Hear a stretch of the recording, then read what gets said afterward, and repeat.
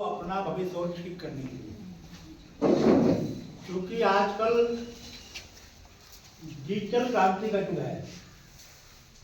सारी दुनिया की जितनी जानकारियां हैं वो सारी जानकारियां इस मोबाइल पर जो तमाम सारे ऐप हैं, गूगल ऐप है, नमो ऐप है, उन सारे ऐप के माध्यम से जो अपने अपने घरों में हम लोग पढ़ा करते थे, मोबाइल नहीं था तो घरों में बहुत सारी किताबों का ढेर लगा रहता था।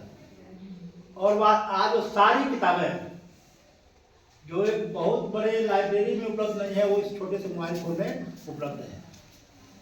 तो मैं आज आप सबको प्रदेश सरकार के द्वारा जो आप लोगों को पढ़ने लिखने के लिए, अपना भविष्य ठीक करने के लिए ये स्मार्टफोन मिला है, इसके लिए आप सबको बधाई देता हूँ, धन्यवाद देता हूँ। और ये फोन अब किसने दिया? पिछली बार जब प्रदेश का चुनाव हो रहा था तो भारतीय जनता पार्टी घोषणा पत्र में था कि इंटर पास करने वाले सभी छात्र छात्राओं को स्मार्टफोन दिया जाएगा। और क्रम बन गया कि जैसे आज आपके विद्यालय में जो अभी इस साल बीए पार्ट 2 की बहनें होंगी तो साल थर्ड ईयर में जाएंगी, फिर पार्ट 1 वाले 2 साल बाद थर्ड ईयर में जाएंगी, तो थर्ड ईयर के सभी छात्र छात्राओं को पिछले 3 सालों से स्मार्टफोन दिया जा रहा है।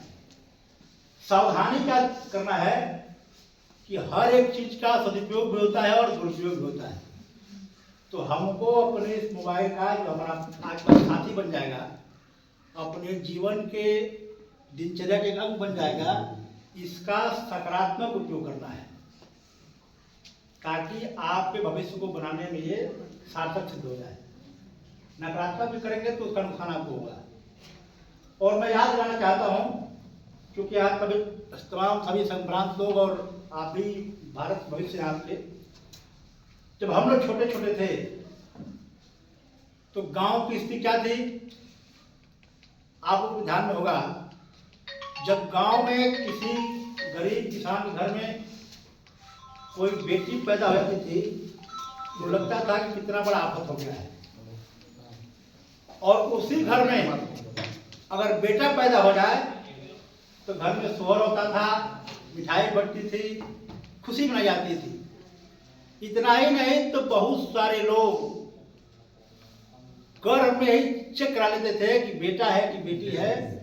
अगर गर्भ में बेटी थी तो वो माता पिता जिसके लिए सबसे प्यारा कोई चीज होता है, उसकी संतान होती है, वो माँ भी अपने बेटी को उसी घर में समाप्त कर देती है। क्यों? क्योंकि पहले ऐसी व्यवस्था थी समाज में कि बेटियां बोझ थी। गरीब घर में बेटी पैदा हो जाएगी तो शादी कैसे होगी, उसकी पढ़ाई लिखाई कैसे होगी? ये एक बोझ था गरीबी के चलते, जिसको हमारी मोदी सरकार ने, हमारी योगी सरकार ने दूर कर दिया।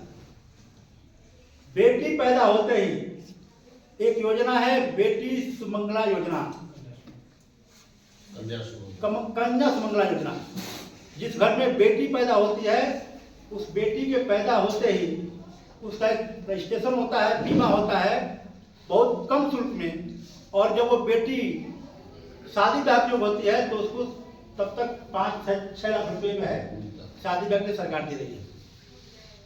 आप लोग देखते होंगे कि हमारे आप घर में अगर बेटियों की शादी होती है, गरीब व्यक्ति है तो 10-5 लोग आते हैं। और हमारे मुख्यमंत्री जी ने निर्धन सामूहिक विवाह योजना शुरू की है। अभी जिले पर तो मैंने पहले कार्यक्रम था जिसमें इस जनपद के 591 जोड़े एक साल सामूहिक विवाह योजना में आए थे और सबकी फ्री में शादी कराई है। और बढ़िया धूमधाम से आपके घर कोई शादी होगी तो 4 मेहमान आएंगे। और जो सामूहिक विवाह होता है उसमें डीएम, एसडीएम, प्रदेश के मंत्री, सारे बड़े नेता, घराती बराती, और बेटी के शादी से लेकर के उसके विदाई तक का सारा सामान हमारी सरकार उठा रही है। तो हमारे कहने का मतलब है, मैं बहुत कभी बात नहीं करूंगा, यही बेटियां जो पहले गरीबी के चलते गरीब के घर का बोझ हुआ करती थी, आज हमारी कोई बेटियां सम्मान से अपना जीवन जी रही है और किसी गरीब घर पर गरीब बेटी बोझ नहीं है। वो सारा बोझ हमारी केंद्र की सरकार, मोदी जी की सरकार और प्रदेश की सरकार योगी उठा रही है।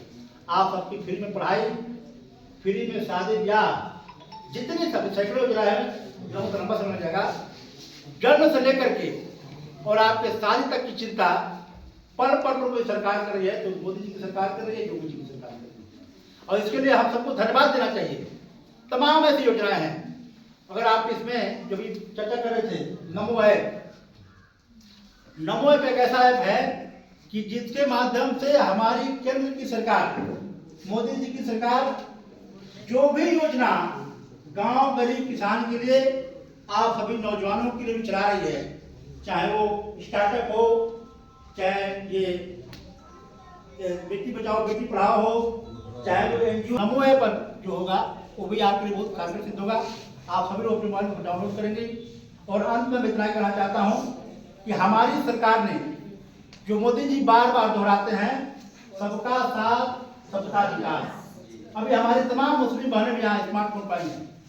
तो हमारी मोदी जी की सरकार हो चाहे योगी जी की सरकार हो, हम सबका एक ही लक्ष्य है, जिसको भी मोदी जी ने बोलना भी शुरू कर दिया है कि आने वाले 2047 तक जो हमारे देश की आज़ादी का 100वां साल होगा, उस 100वें साल तक जाते जाते हम सबको मिलकर के, वो हिंदू होगा, मुसलमान होगा, अगली जाति होगा, पिछड़ी जाति होगा, अमीर होगा, गरीब होगा, सबको मिल करके और अपने इस भारत देश को विकसित राष्ट्र बनाना है।